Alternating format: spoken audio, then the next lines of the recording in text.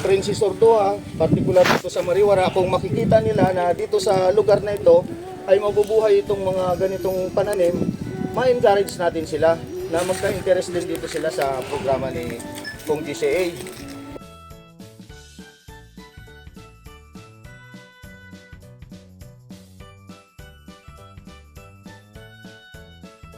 Ayan, so after a month, ito na po yung ating GCA Sweet Langka. Pakita na po yung indicator na pwede na nating tanggalin yung ginamit na plastic sa pagdugtong. Ayan na po siya, nagbuntis-buntis na.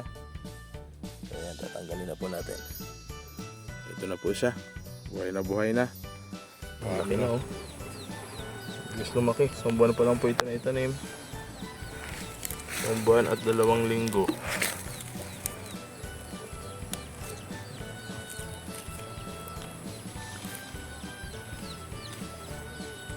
Hindi pa rin po natin tatanggalin itong kanyang stick dahil mahangin po dito sa lugar, sa Bethlehem. Yung suporta po niya baka matanggal pa eh. Parang presko na yung ating tanim. Wala nang pipigil sa paglaki niya.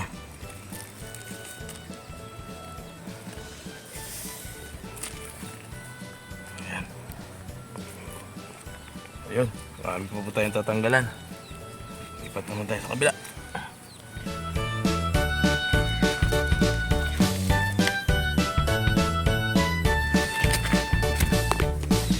Ayan na po.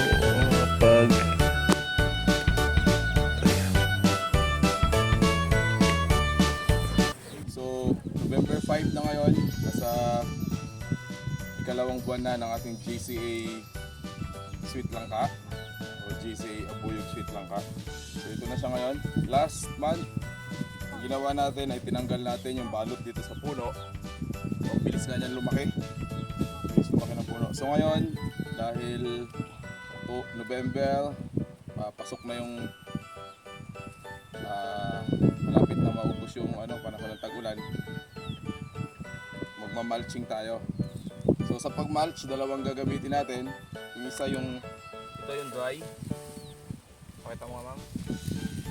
Ito yung dry, galing na ito dyan sa yung unang palinis natin. At pangalawa, itong mga damo na to. So ito yung isa sa mga fast growing na damo dito sa farm. Tawag nito Japanese. So tatlong purpose nito. Number 1 is mulch natin. Ang purpose niya is to maintain the moisture ng lupa. Kahit tag-init, matagal yung basa niya.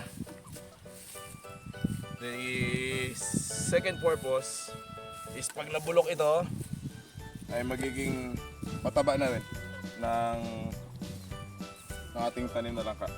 At pangatlong purpose siyempre is to control the fast growing weeds. Kasi siya yung gagamitin natin na pang mulch. So siguraduhin lang natin na yung ugat niya ay nakapatong dito sa dry. Ganyan, para maliit yung chance niya na mabuhay. Although pinagpag na rin naman natin ito. Pinagpag na natin yung lupa. So ayan. So ito pa rin yung tinuro sa atin. Diyan pa rin siya para in case na mag-abono tayo, may paglalagyan tayo o magdilig.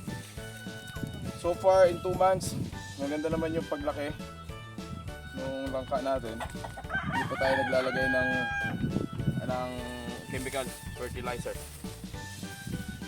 So obserbahan lang natin. Depende sa execution natin kung umalik. Kailangan ba natin ng maglagay bilang pangalaala. So ayan. So ganyan lang. Again. So ito dito yung mga malalapit kapal eh.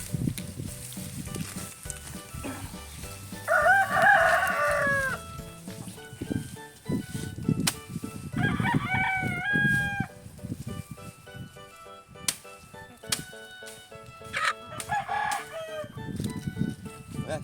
So 2 months. Ito na siya. Marami ng sweet. Gawin natin sa iba pang mga